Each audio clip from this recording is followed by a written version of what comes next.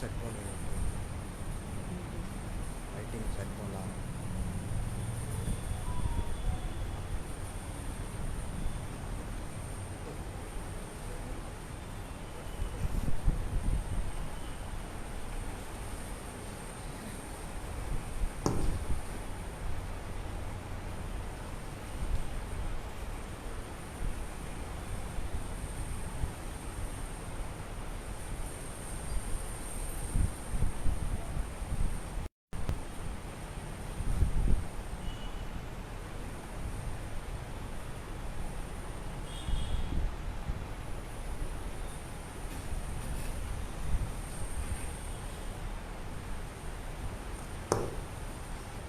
ప్రార్థన చేసుకున్నాం.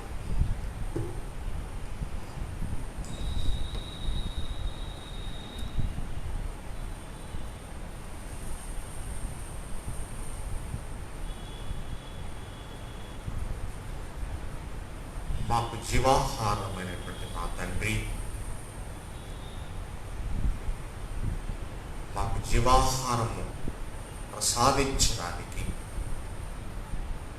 మీరు కుమారుడుగా ఈ లోకానికి ఇచ్చేసి ఆయన ద్వారా ఈ లోకమంతటికి మీరు విస్తరించిన ప్రేమను బట్టి, రక్షణను బట్టి మీకు స్తుతులు స్తోత్రాలు. దేవా, మీరు ఈ యొక్క భూమిని మీ ప్రేమతో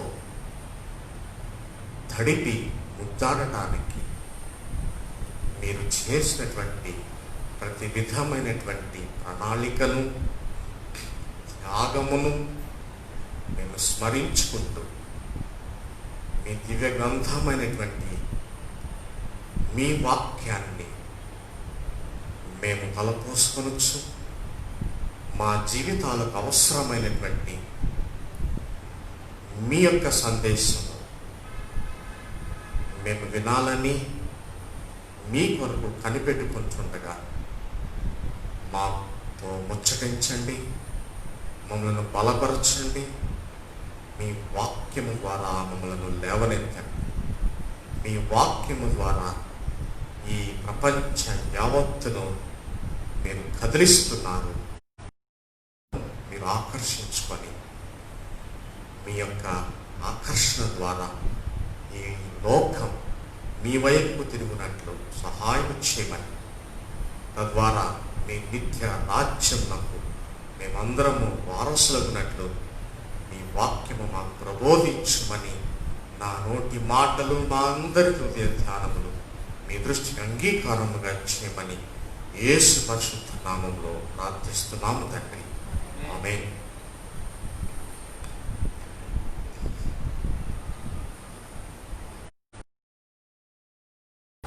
యేసు క్రీస్తు శ్రేష్టమైన దివ్యమైన నామంలో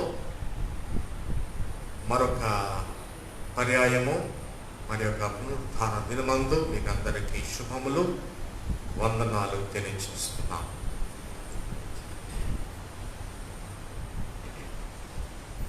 ఈ దినం మరొక చక్కని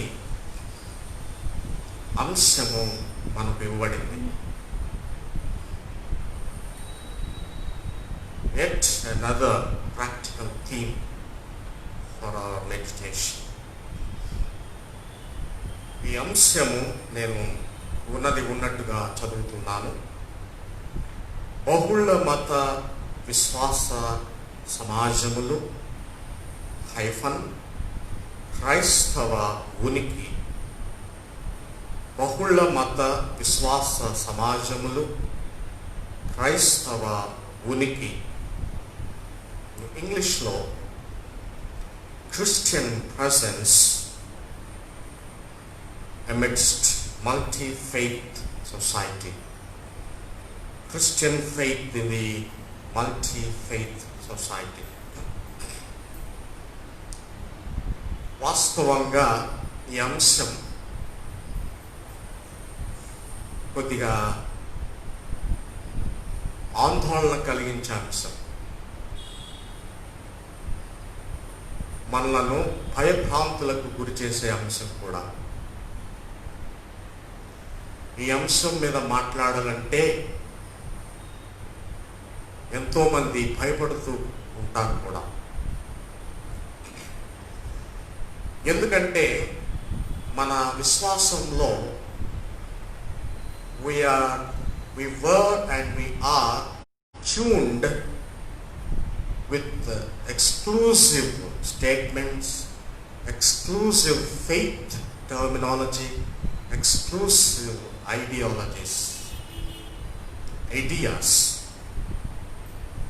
ఉదాహరణకు యేసుక్రీస్తు చెప్పాడు, నేనే మార్గమును, నేనే సత్యము, నేనే జీవము. ఆ నేనే అనేది ఇక నేను తప్ప ఇంకెవరు లేరు అనే అర్థాన్ని తీసుకొస్తుంది. It's an exclusive claim by Jesus. పాత నిబంధనలోకి వెళితే నేను తప్ప వేరొక దేవుడు నీకు ఉండడానికి వీల్లేదు. Exclusive claim by God. Exclusiveness, exclusivity of the faith in the prophets and the Israelites.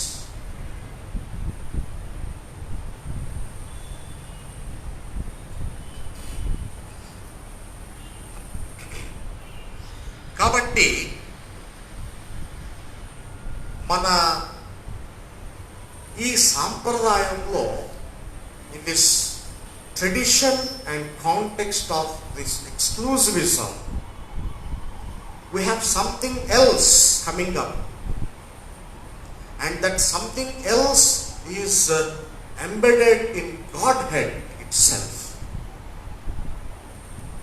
and that something else is the theme today, and that something else is to be advocated today. In other words, that something else is not being advocated today. And what is that something else which is in God, which is not advocated by us? That is nothing but inclusivism. Inclusivism. కలుపుకోవడం. ఈ ఒక్క పదం అందరినీ కలుపుకుందామండి, let us include all. అందరూ అనే మాట అందరూ పలికితే ఇంక ఈ లోకంలో సమస్యలే లేవు. ఈ అందరూ అనే మాట, this inclusivity is God designed. దేవుడు దీనికి రూపకర్త. అందరూ అంతటను మారు మనసు పొందాలి. ఒకసారి మనము ఈ మాటలో కొంచెం లోపలికి వెళ్తే అన్యజనులు అనే మాట చూస్తాం. ఆ పదం బైబిల్ నిండా పుష్కలంగా దొరుకుతుంది. ఆ పదం బైబిల్లో చాలాసార్లు ఆ మాట వ్రాయబడింది. వ్రాయబడటానికి రెండు కారణాలు.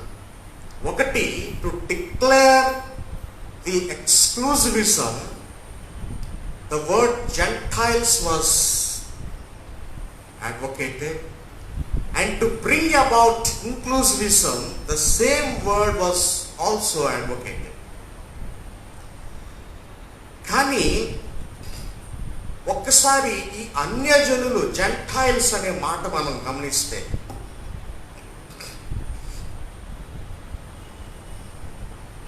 ఎవరు అన్యులు? ఎవరు అన్యులు? ఓ అన్యుడా అంటే ఎవరైనా ఊరుకుంటారండి? ఎవరు ఊరుకోరండి. అన్యులను పట్టుకొని అన్యుడా అంటే ఊరుకోరండి. No gentile will accept that he is a gentile. Everyone on the globe is a God-fearing person. Atheists ఉన్నారు, నాస్తికులు ఉన్నారు. నాస్తికులు ఏం నమ్ముతారు? దేవుడు లేడని నమ్ముతారు.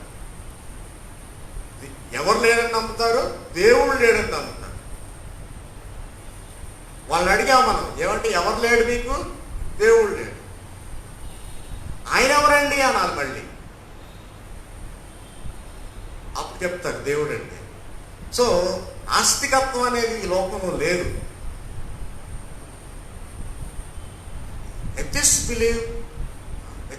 believe in non-existence of God. The word God is seen in their notion, in their motto,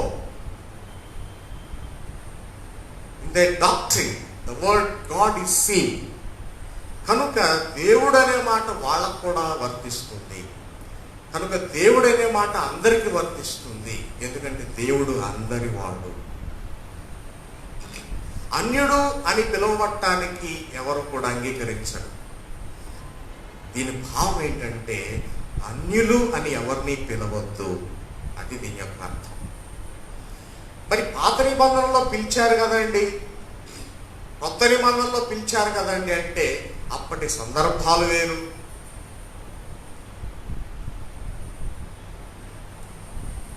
ఈ ఉపోద్ఘాతంలో నేను మరొక కోణాన్ని కూడా తీసుకురావాలని ఇష్టపడుతున్నాను. It's another cone in my introduction. అదేంటంటే కాంటెక్స్ట్.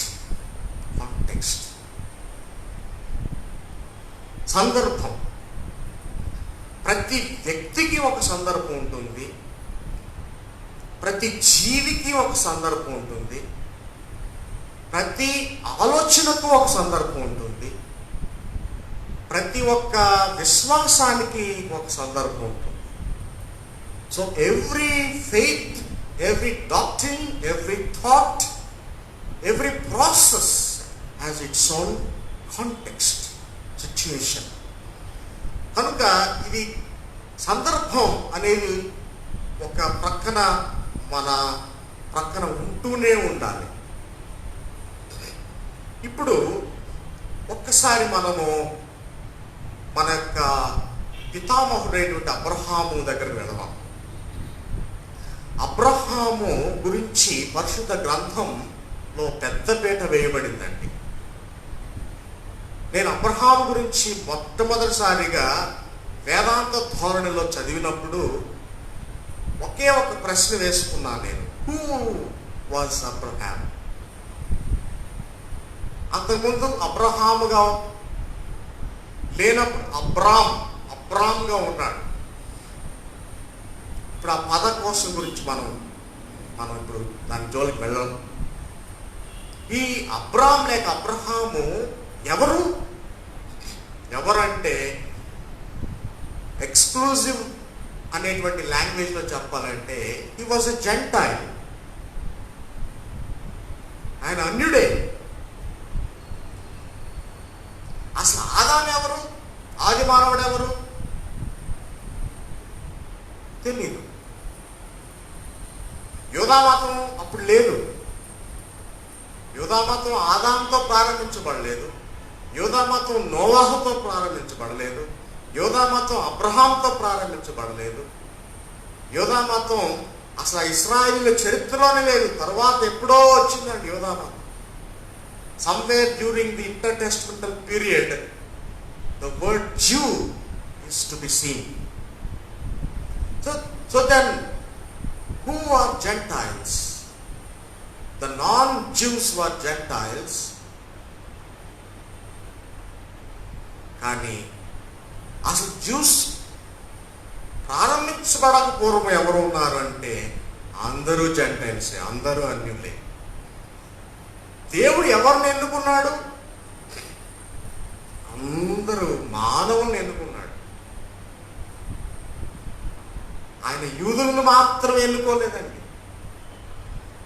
మన ఈ వేదాంతంలో మనం ఎంత బలంగా పాతుకుపోయామంటే ఇది దేవుని చేత పిలువబడేటువంటి జనాంగం, ఏర్పాటు చేయబడినటువంటి జనాంగం. లోతైనటువంటి ఆలోచనతో మనం బలమైనటువంటి విశ్వాసంతో ముందుకు వెళుతున్నాం. వాస్తవమే, మంచిదే. కానీ దేవునికి తరతమ భేదములు లేవు. ఆయన యూదులను మాత్రమే ఎన్నుకోలేదండి. ఆయన ఆదాముని ఎన్నుకున్నాడు, హవ్వను ఎన్నుకున్నాడు, నోవాహుని ఎన్నుకున్నాడు, అబ్రహాముని ఎన్నుకున్నాడు. అబ్రహాము యూదుడు కాదు. ఇంకా చెప్పాలంటే the selection of these patriarchs was highly random. అమాంతంగా ఆయన నచ్చిన వాళ్ళని నచ్చినట్టుగా ఎక్కడ పడితే అక్కడ, without any geographical barriers, he chose them randomly.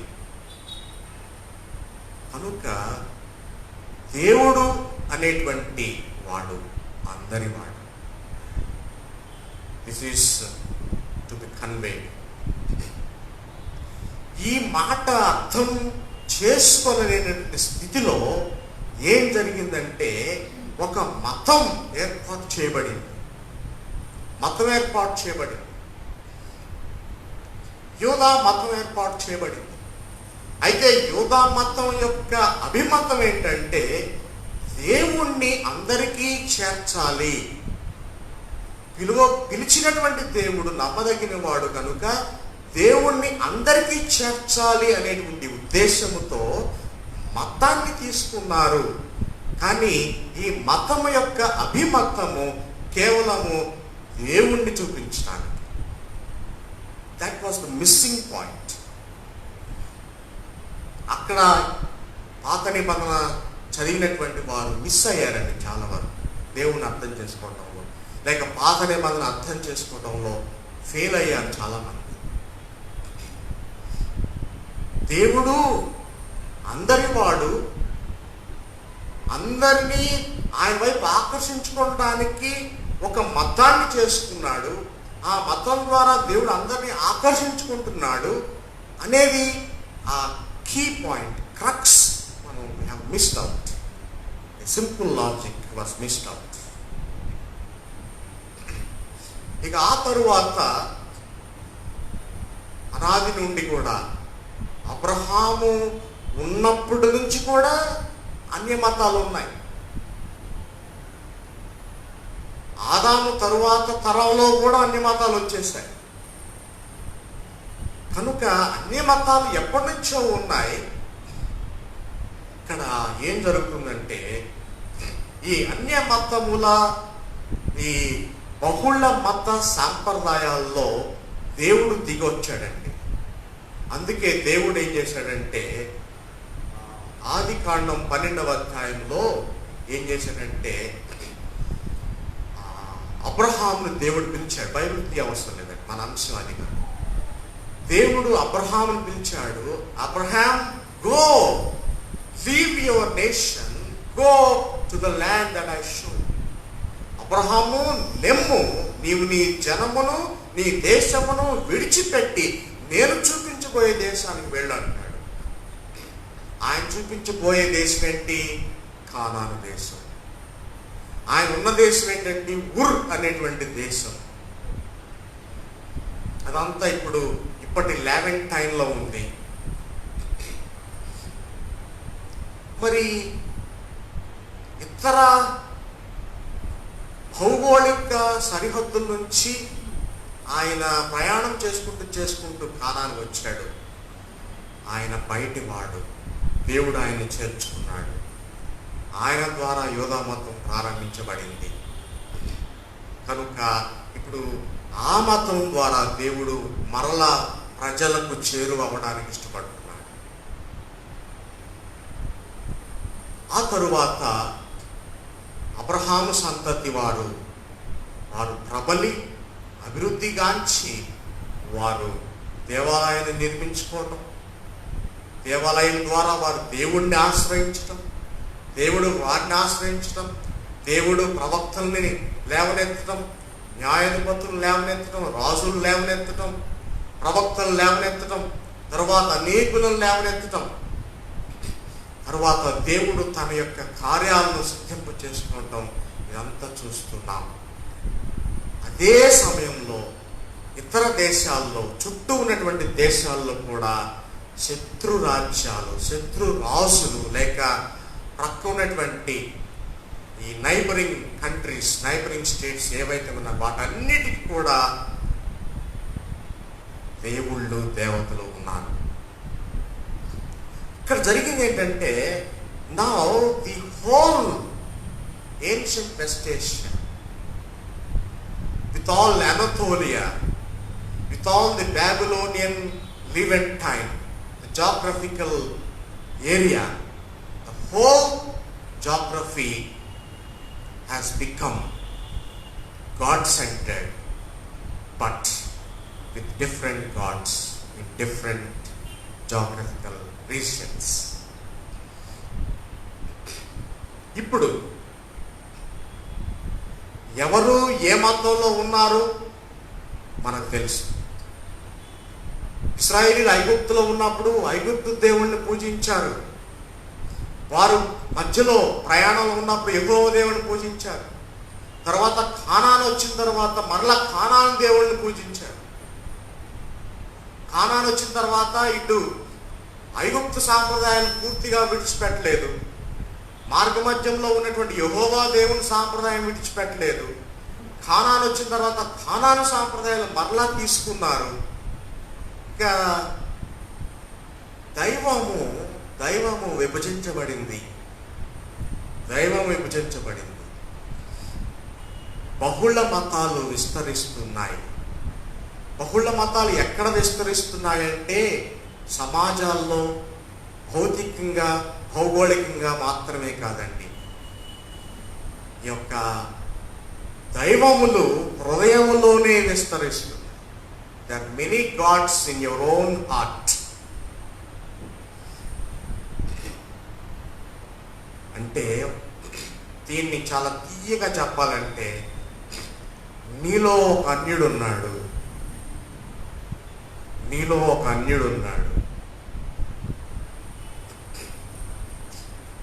ఈ మాట బాధ కలిగించే మాట.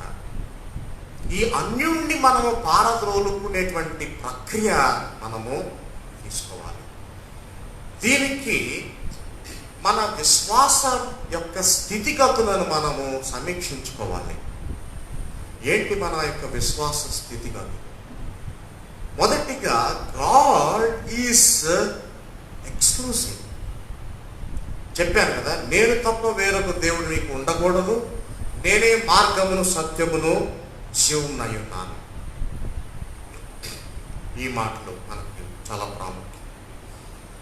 దేవుడు మనకు సత్యముగా ఉన్నాడు, యథార్థముగా ఉన్నాడు, మనకు ప్రత్యేకంగా ఉన్నాడు, ఎక్స్క్లూజివ్గా ఉన్నాడు. కాబట్టి పాత నిబంధన ప్రవక్తలు ఆ విధంగా ఎక్స్క్లూజివ్గానే ప్రవర్తించారు. మరి సందర్భానుసారంగా మనం చూద్దాం. ఒకసారి మనం మొదటి పాఠమైనటువంటి దానియేలు గ్రంథంలో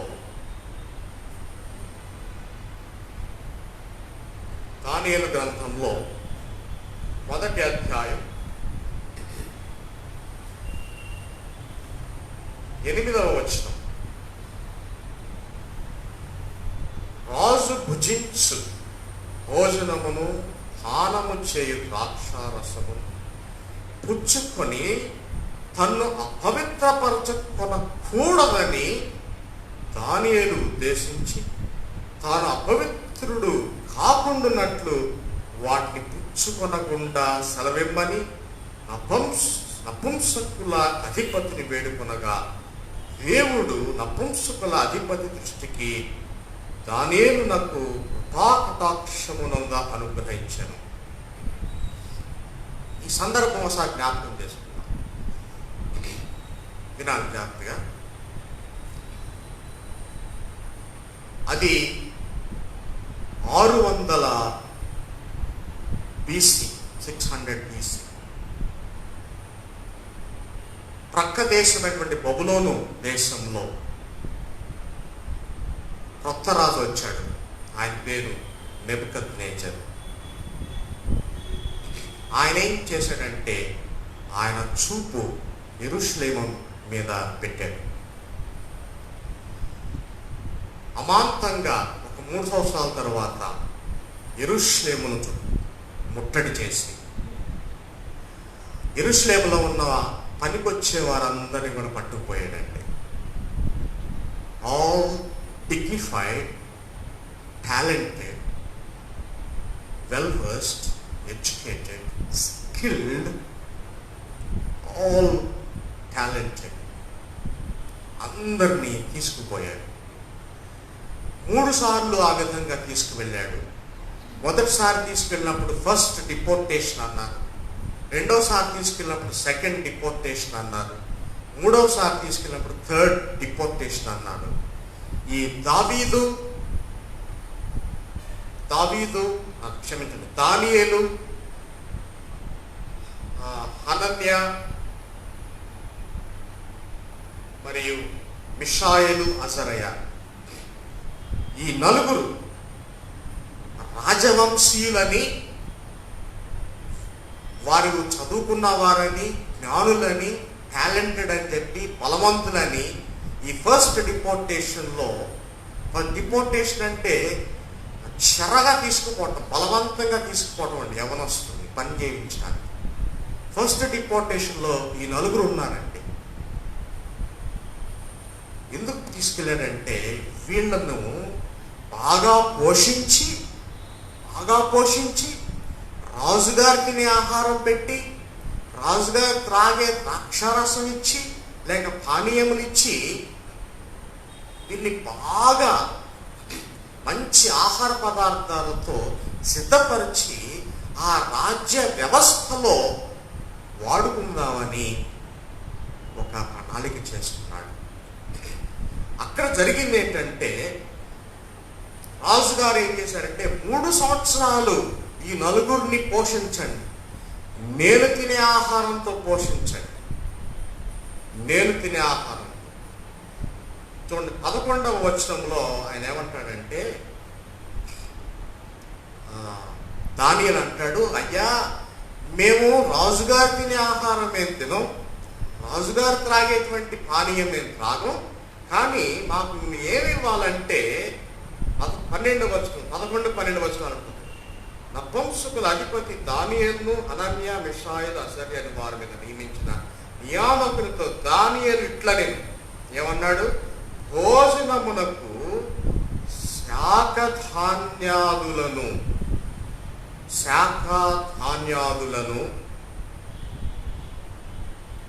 తర్వాత పానమునకు నీళ్లు, ఈ 2 చాలు. రాజుగారి భోజనం, రాజుగారి ద్రాక్షారసం అవసరం లేదు. అయితే ఈ శాఖధాన్యాదులు అంటే జస్ట్ సీడ్స్, గింజలండి. మరి ఇప్పుడు మనం ఈ కరోనా కాంటెక్స్లో కానివ్వండి, లేకపోతే వృద్ధాప్యం అనేటువంటి కాంటెక్స్లో కానివ్వండి, అందరూ కూడా గింజలకే ప్రాధాన్యం చూపిస్తున్నారు, సీడ్స్. ఈ దానియేలు దగ్గర నుంచి వచ్చింది. హీబ్రూలో కూడా సెరోయిన్ అనే మాట, సెరే అంటే గింజ, ఆ విత్తనం నుంచి వచ్చాడండి అతను అంటానికి కూడా సెరో అనే మాట వాడారు, సెరోయిన్ అనేది ప్లూరల్. ఆ గింజలు మాకు ఇవ్వండి, మేము తింటాం. లేక ఆ గింజల నుంచి వచ్చేటువంటి మొక్కలు మాకు ఇవ్వండి, మేము తింటాం. చివరికి రాజుగారు చెప్పిందేమో 3 సంవత్సరాలు వ్యవధి, దానియేలు చెప్పిందేమో 10 రోజులు మాత్రమే. 10 రోజులు వ్యవధి ఇవ్వండి, మేము రాజుగారు భోజనం చేసే వారి కంటే మేము ఈ 10 రోజులు బెటర్గా ఉండకపోతే మమ్మల్ని ఏమైనా చేసుకోండి అన్నాడు.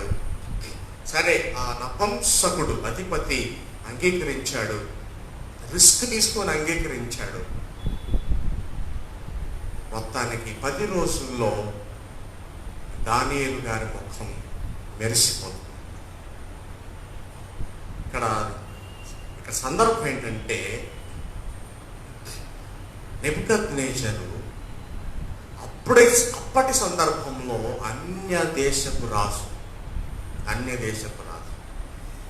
ఇక్కడ డెపోర్టేషన్లో వెళ్ళినటువంటి దానియేలు వారి స్నేహితులు మనకి లేవియా కాండం 11వ అధ్యాయంలో ఉన్నటువంటి శాసనాలు, ఈ విధుల ప్రకారము తినకూడనటువంటి జాబితా వారు మనసులో ఉంచుకొని, తినకూడనవి వారు జాగ్రత్తగా వేరుపరచుకొని, వారు ఆరోగ్యపరంగా దైవికంగా తమను తాము పవిత్రపరుచుకుంటూ వారు ప్రవర్తిస్తూ, ఇక్కడ వారు తమ పవిత్రతను కాపాడుకున్నారు. ఇక్కడ మన అంశానికి ఇది ఎలా వర్తిస్తుందంటే మనం ఉన్న సందర్భం కూడా అదండి. బహుళ మత విశ్వాస సమాజముల మధ్య మనము జీవిస్తున్నాం. క్రైస్తవ ఉనికి మనము ఏ విధంగా చూపిస్తున్నాం? What is our testimony amidst this religiously pluralistic world? అది ఏ విధంగా? చాలాసార్లు మరి గృహ దర్శనాలకు వెళ్ళినప్పుడు మనం చెప్తూ ఉంటాం, ఈ ఏరియాలో మేము ఒక్కడమేనండి క్రిస్టియన్స్, మా ఒక్క ఫ్యామిలీనండి క్రిస్టియన్స్. మరి ఎన్నో సందర్భాల్లో వాళ్ళు ప్రసాదాలు ఇస్తూ ఉంటారు, పూజలు చేసినట్టు ప్రసాదాలు ఇస్తూ ఉంటారు. మరి ఆ ప్రసాదాలు తినాలా వద్దా అనేది ఒక ఆలోచన. తినమని అయితే నేను చెప్పను కానీ, ఎవరో చెప్పరు కానీ, అక్కడ నీ ఉనికి ఏంటి? నీవు క్రైస్తవుడవు, దేవుని బిడ్డవు, నీకు ప్రసాదం తెచ్చిన వారు కూడా దేవుని బిడ్డలే, గుర్తు చేసుకో. అలనాడు అబ్రహాము దేవుని బిడ్డ, అబ్రహాము అన్యుడే, నోవాహు అన్యుడే, ఉత్తర రాజ్యం పరిపాలించిన రాజులందరూ అన్యులే, దక్షిణ రాజ్యం పరిపాలించిన అందరూ కూడా దావీదు సంతతి, ఉత్తర రాజ్యం పరిపాలించిన అందరూ కూడా అన్యులే. ఇంకా చెప్పాలంటే యెరూషలేము దేవాలయం కట్టించిన వారిలో అన్యులు ఉన్నారు. యెరూషలేము దేవాలయం కట్టించిన వారిలో అన్యులు ఉన్నారు. ఆ ఇశ్రాయేలు రాజ్యాన్ని కాపాడిన వారిలో అన్యులు ఉన్నారు. కాబట్టి అన్యుల మధ్య మనం జీవిస్తున్నామంటే వారు అన్యులు కాదండి. వారు నిజంగా అన్యులైతే మనం ఈ పాటికి ఉండేవాళ్ళం కాదు. వారిలో దేవుడు ఉన్నాడు, వారిలో కూడా ప్రేమ ఉన్నది, వారు మనల్ని ప్రేమిస్తున్నారు, మనము కూడా వారిని ప్రేమించాలి. ఏ విధంగా ప్రేమించాలనేది అది దేవుడు మన ఇష్టానికి విడిచిపెడుతున్నాడు. మన సందర్భానుసారంగా మనము దాన్ని తీసుకుంటున్నాం. కనుక ఈ బహుళ మత విశ్వాస సాంప్రదాయాల్లో మన యొక్క ఉనికి ఏమై ఉన్నదని మనం ప్రశ్నించుకుందాం. ఆహార నియమాలు మాత్రమేనా? ఇంకా వేరే ఏం లేవా? కట్టుబాట్లు లేవా? ఎన్నెన్నో there are thousands and countless disparities between us, but remember, God is one and the people are one. యోహాను సువార్త భక్తుడు రాస్తూ ఏమంటాడు? సమస్తమును ఆయన మూలముగా కలిగెను, కలిగి ఉన్నదేదియు ఆయన లేకుండా కలుగలేదు, ఆయన మూలంగా కలిగి. ఇంకా లోకము ఆయన మూలంగా కలిగిన, లోకం ఆయనను తెలుసుకొనలేదు. కాబట్టి లోకము ఆయనది. కీర్తన 24 ఏమంటున్నాడు? భూమియు దాని సంపూర్ణతయు, లోకమును దాని నివాసులను యెహోవావే.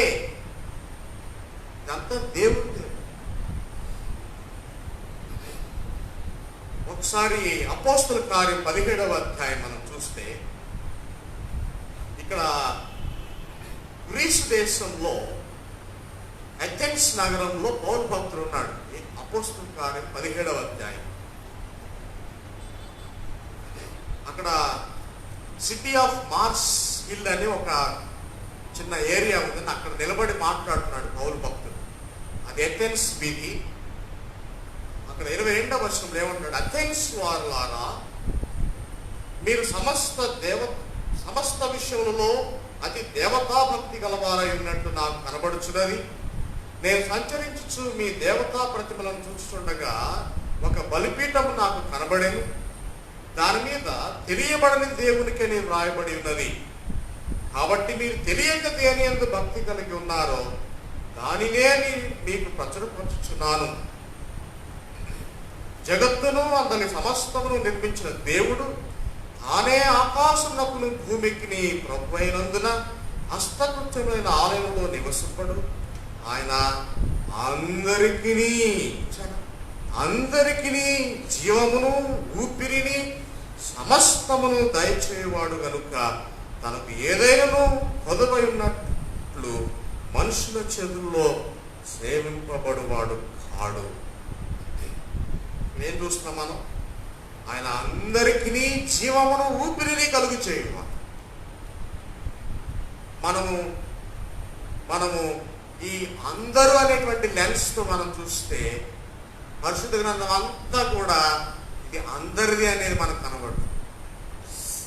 Read the Bible with the lens called all. ఇదే మన అంశం ఈరోజు అండి. బహుళ మత శ్వాస సమాజంలో మన ఉనికి ఏంటంటే ఆ దృష్టితో మనం చదవాలి, ఆ దృష్టితో మనం చూడాలి, ఆ అర్థాలు మనం. తరువాత రెండవది అపోస్తల కార్యములో 10వ అధ్యాయంలో accept God selection and be contextual. ఇక్కడ అపోస్తల కార్యం 10వ అధ్యాయంలో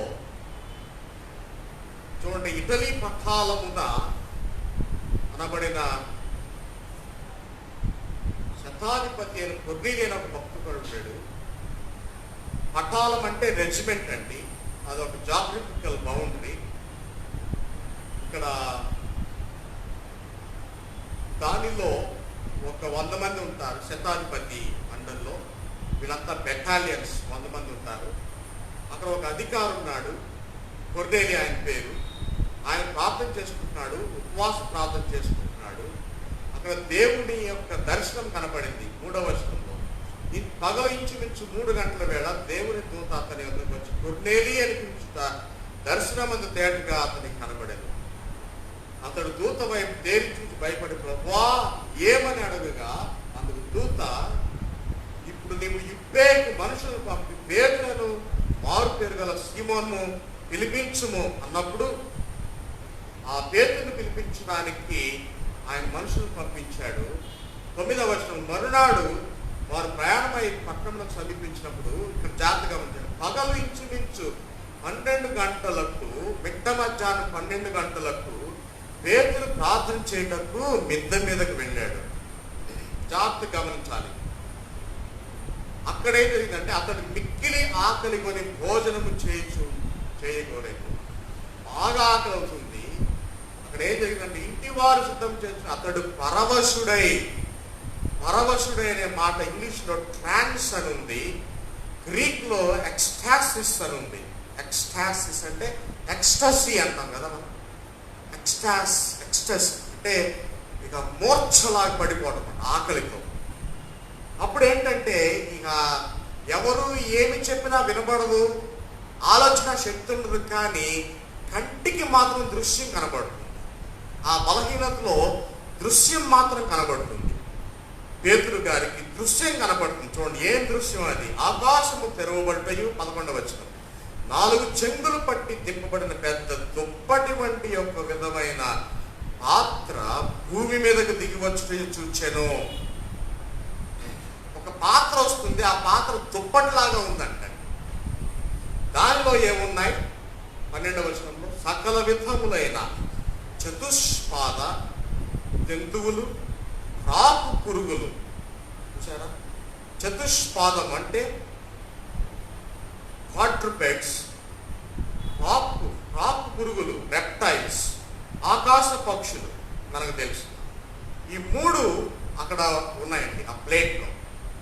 చాలా దుప్పటంత ప్లేట్ అనమాట. ఈ టెక్స్ట్ కూడా కాంట్రవర్షియల్ టెక్స్ట్ అండి. ఈ టెక్స్ట్ కూడా ఇప్పుడు జాగ్రత్తగా గమనించండి. అక్కడ దేవుడు ఏమన్నాడంటే 13వ వచనం, పేతురు 13వ వచనం, నీవు లేచి చంపుకొని తినుము అని ఒక శబ్దం అతనికి వినపడింది. పేతురు ఏమన్నాడు? వద్దు ప్రభువా, నిషిద్ధమైనది అపవిత్రమైనది ఏదైనాను నేనెన్నడూ తినలేదు అని చెప్పగా దేవుడే ఉన్నాడు, దేవుడు పవిత్రము చేసిన వాటిని నీవు నిషిద్ధమైనదిగా వాటిని ఎంచవద్దు. ఈ విధంగా 3 సార్లు జరిగింది సంభాషణ. ఒకసారి గమనించండి, ఇక్కడ ఏం జరుగుతుంది? పేతురు ఆకలిగా ఉన్నాడు, మిద్దె క్రింద ఆహారం సిద్ధపరుస్తున్నారు. కానీ పేతురు ఆకలికి అలమటించి అక్కడ పడిపోయాడు. ఆకాశం నుండి ఒక దుప్పటి మాదిరిగా ఉన్నటువంటి ఒక ప్లేటు దిగి వచ్చింది. ఆ ప్లేట్లో ఏమున్నాయి? 4 కాళ్ళ జంతువులు ఉన్నాయి. 4 కాళ్ళ జంతువులు ఏవేంటి? 2 చెప్పండి. 4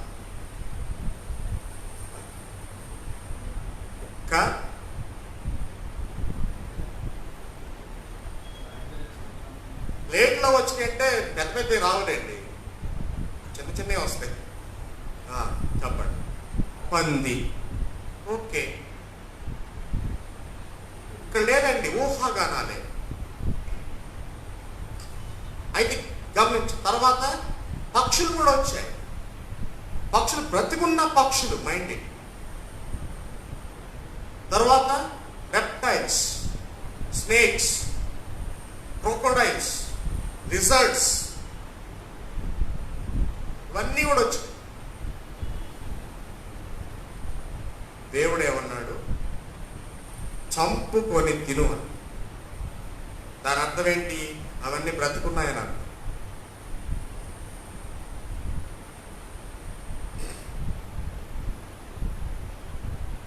చంపుకొని తిను అనే మాట గ్రీక్ లో ఏమనుందంటే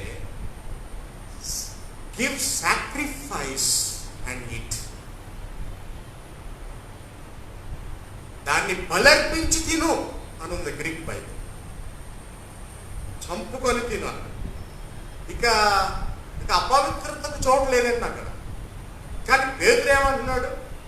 వద్దు ప్రభువా, నిషిద్ధమైనది అపవిత్రమైనది ఏదైనానో నేను ఎన్నడూ తినలేదు. దేవుడికే నీతులు బోధిస్తున్నాడు.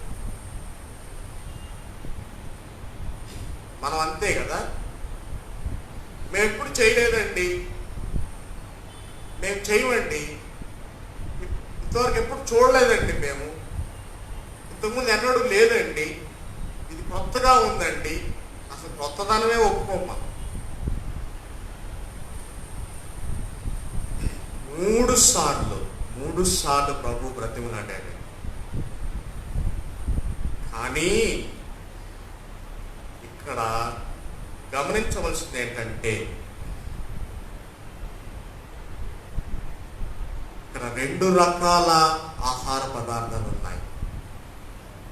ఒకటి తినకూడనటువంటి, అంటే మనం అనుకునే విధానంలో తినకూడనటువంటి జంతువులు, మనం అనుకునేటువంటి విధానంలో తినకూడనటువంటి పాములు, లేక మనం అనుకునే విధానంలో తినవలసినటువంటి పక్షులు.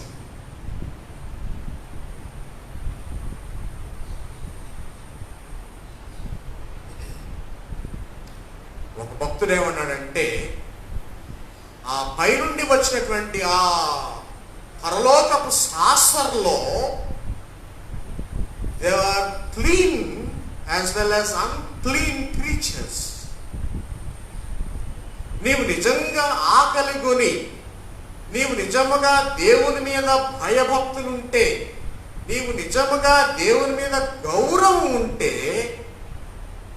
ఆ పరలోకపు సాసర్లో ఉన్నటువంటి ఆ పక్షులను తినొచ్చు కదా. ఆ చతుష్పాద వస్తువులను, జంతువులను విడిచిపెట్టవచ్చు కదా. నీవు మంచిని కూడా తోలనాడావు సుమా. దేవుడు చెడ్డవి మంచిది రెండు పంపించాడు. అయితే దేవుని దృష్టిలో ఏది చెడ్డది కాదు.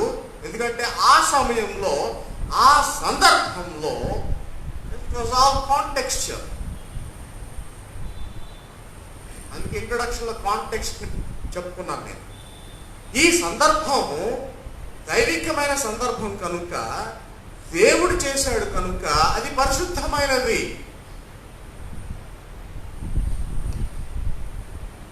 దేవుడు అపరిశుద్ధమైన తీసుకొచ్చి ఎదురుగా పెట్టి పరిశుద్ధమైనది అని తినమంటే అది అపరిశుద్ధం కాదండి, పరిశుద్ధమే. కారణం ఏంటంటే దేవుడు చెప్పాడు,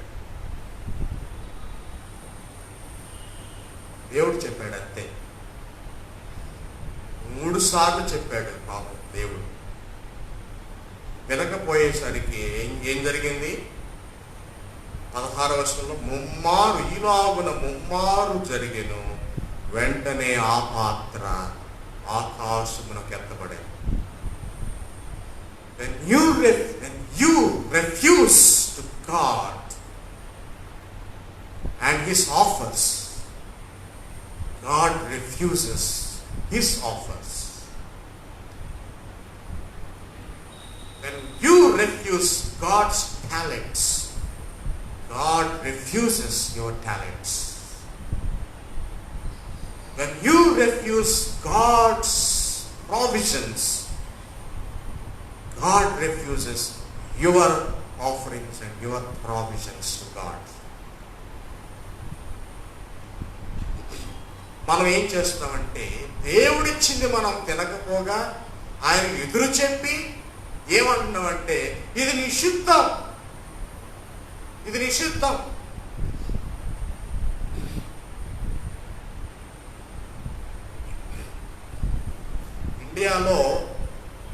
ఇండియాలో చాలా మంది పంది మాంసం తినరు. ఒకేసారి వీళ్ళని తీసుకెళ్ళి అమెరికాలో కూర్చోబెడితే ఖచ్చితంగా తింటారు, ఎందుకంటే వేరే మార్గం లేదు. No other option. 15 రకాల మాంసాలు కలిపి ముద్ద చేసి పెడతారు. దానిలో ఖచ్చితంగా అన్ని మాంసాలు ఉంటాయి. So the Jews, the Gentiles, the godly, the ungodly, all mixed up, all cooked up, all tugged, puffed and tugged. That is God. మనం దేవుణ్ణి ఒక ప్రాంతానికి ముడికట్టి, ఒక మతానికి ముడికట్టి, ఒక దేవాలయానికి లేక ఒక సాంప్రదాయానికి ముడికట్టి ఎంతో మందిని మనం నిరాకరిస్తున్నాం. దేవుడు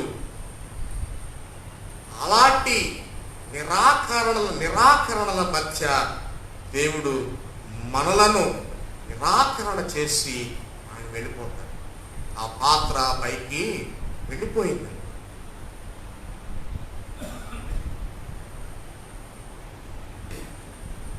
మూడవదిగా సువార్త పాఠంలో behave to extend the kingdom of God. Behave to extend the kingdom of God. అంటే సువార్త దేవుని యొక్క రాజ్యం నిమిత్తము ప్రవర్తించండి. నేను బైబిల్ కాలేజీలో దాదాపు 10 సంవత్సరాలు బతికానండి. I lived in seminary for 10 years. Seminary నుంచి బయటకు వచ్చేటప్పుడు ఒక ప్రతిజ్ఞ చేసుకున్నా. ఏ ప్రతిజ్ఞ అంటే I shall not preach the gospel. If at all I preach the gospel, first let me live the gospel. Let me live the gospel. Behave to extend the kingdom of God. దేవుని రాజ్యాన్ని బోధించిన అవసరం లేదు. దేవుని రాజ్యం కొరకు బ్రతికితే చాలు. దేవుని రాజ్యం కొరకు ప్రయాసపడితే చాలు. దేవుని రాజ్యం కొరకు ఆశపడితే చాలు, దేవుని రాజ్యం కొరకు ప్రవర్తన మార్చుకుంటే చాలు. బయట ప్రపంచంలో, బాహ్య ప్రపంచంలో, అన్య ప్రపంచంలో అంటం లేదు, బాహ్య ప్రపంచంలో క్రైస్తవులంటే ఎంతో విలువ ఉందండి. క్రిస్టియన్స్ కూడా అబద్ధాలు ఆడతారా, క్రిస్టియన్స్ కూడా ఇలా చేస్తారా అనే మంచి పేరు ఉందండి క్రైస్తవులు. కారణం ఏంటంటే అది క్రైస్తవుల యొక్క జీవిత విధానం. It's a witness of a Christian towards behaving to the Kingdom of God. దీనికి ప్రభు వారు 2 ఉదాహరణలు ఇచ్చారు. ఒకటి ఆవగింజ, 2 చిన్న బ్యాక్టీరియా లైక్ ఈస్ట్ సెల్, పులిసిన పిండి ముద్ద, చిన్న ముద్ద. ఈ రెండింటి ఉదాహరణ తీసుకున్నాడు. ఇది సువార్త ప్రకటన చేయవండి. 2 ఆవగింజ సువార్త ప్రకటన చేయదు, కానీ ఏం చేస్తుంది? అది అమాంతంగా పెరిగి తన చుట్టూ ఉన్నటువంటి చెట్లన్నిటిని అధిగమించి మహావృక్షంగా మారిపోతుంది. ఆ మహావృక్షంలో పక్షులు జీవించడానికి, గూళ్ళు కట్టుకోవడానికి ఆ చెట్టు ఉపయోగపడుతుంది. అంతగా ఆ చెట్టు తన సాక్ష్యాన్ని ప్రదర్శిస్తుంది. ఈ పులిసిన పిండి, ఈ పులియవలసినటువంటి పిండి అంతటిని కూడా పులియజేస్తుంది. అంటే తన రుచిని లోకానంతటిని అందిస్తుంది. అంటే our witness, our character, our life style, our way of life should bring everybody towards the kingdom of God. కాబట్టి మరి అలనాడు దానియేలు భక్తుడు రాజుగారికి పెట్టింది తినకుండా ఉన్నాడు. ఇక్కడ ఎవరు చేశారు? పేతురు భక్తుడు దేవుడు పంపించింది తినకుండా చేశాడు. అయితే దానియేలు తన యొక్క రాజుగారు ఆ విగ్రహాలకు పెట్టాడు కనుక, లేక ఆ పానీయంలో మత్తు ఉన్నది కనుక ఆ విధంగా చేశాడు. ఈ రోజున ఇక్కడ ఈ యొక్క పేతురు నిషిద్ధమైనది తినకుండా విడిచిపెట్టాడు. ఇక్కడ తినమని చెప్పడం లేదు, త్రాగమని చెప్పడం లేదు, కానీ నీ సాక్ష్యం ఏంటి? అన్య మతముల మధ్య, ఇక్కడ అంశంలో ఉంది కాబట్టి చెప్తాను, బహుళ మతముల మధ్య మనం జీవిస్తున్నాం కనుక అవన్నీ తినమని చెప్పను, నేను వద్దని చెప్పను, కానీ మన సాక్ష్యం ఏమై ఉన్నది? అక్కడ దానియేలు ఆయన సందర్భంలో చేశాడు, కరెక్టేనేమో. ఇక్కడ పేతురు తన సందర్భంలో చేశాడు, కరెక్టేనేమో. కానీ మరి మన సాంప్రదాయంలో, మన సందర్భంలో, ఈ 21st సెంచరీలో మనం ఉన్నటువంటి ఈ సాంప్రదాయంలో, ఈ సమాజంలో, ఈ ప్రభుత్వంలో, లేక ఈ మెజారిటీ అనేటువంటి ఈ సందర్భంలో మనం మైనారిటీలుగా ఉండి మన సాక్ష్యాన్ని ప్రదర్శించడం ద్వారా అనేకులను క్రీస్తులోనికి ఆకర్షించడానికి మనమే ఒక ఆకర్షణగా ఉండాలని దేవుడు మాట్లాడుతున్నాడు. మనమే ఒక ఆకర్షణగా ఉండాలి. కాబట్టి దేవుడు పెట్టారా, మరి ఈ దినం మనము ఈ పరిశుద్ధ గ్రంథము ద్వారా మనం నేర్చుకోవాల్సిందంటే, మొదటిగా మనము పరిశుద్ధముగా ఉండాలి, పవిత్రముగా ఉండాలి. దానియేలు అదే చేశాడు. రెండవది, దేవుని యొక్క విధానాలు మనము సందర్భానుసారంగా స్వీకరించాలి. అది మరి పేతురు భక్తుడు చేశాడు. మూడవది, దేవుని రాజ్యం కొరకు మనము ఆకర్షణగా మారాలి. ఈ 3 విధానాల్లో మనం ఎక్స్క్లూజివ్ నేచర్ విడిచిపెట్టి అంటే మన ప్రత్యేక ధోరణి విడిచిపెట్టి అందరినీ కలుపుకునేటువంటి విధానంలో, not with exclusive nature but with inclusive nature, let us be an attraction to the people at large, to the society at large, to the faiths at large. కనుక మన ఎదురుగా ఉన్నటువంటి అన్ని మతస్థుల వారికి మనం మాదిరికరముగా ఉంది. మన మాదిరి ద్వారా, మన ప్రవర్తన ద్వారా వారు మనలను వెంబడించి, మన ద్వారా మన ప్రభువును కూడా వారు వెంబడించి, తద్వారా దేవుని రాజ్యంలోనికి వారు అందరూ వచ్చి ఈ దేవుని రాజ్యము విస్తరించబడి దేవుని యొక్క హృదయంలో, ఆయన యొక్క అంతర్భాగంలో మనం అందరం కూడా మిళితమై దేవుడిచ్చేటువంటి శాశ్వత కృపకు మనమందరము వారసులు అవ్వాలని దేవుడు మనతో మాట్లాడుతున్నాడు. ఈ మాటల ద్వారా దేవుడు మనం బలపరిచి మనం అనేకులను ఆకర్షించుకొని అనేకులను ప్రభు వైపునకు ఆకర్షించబడినట్లు మన ప్రవర్తన ఉండాలని దేవుడు మనకు హెచ్చరిస్తున్నాడు. ఆ రీతిగా ఉండడానికి దేవుడు తన కృప, సహాయము, జ్ఞానము, సందర్భం మనకు అనుగ్రహించడం కాక. ఆమేన్. ప్రార్థన చేసుకున్నాం. పరిశుద్ధమైన మా తండ్రి, ప్రేమగల రక్షకుడా, ఈ లోకంలో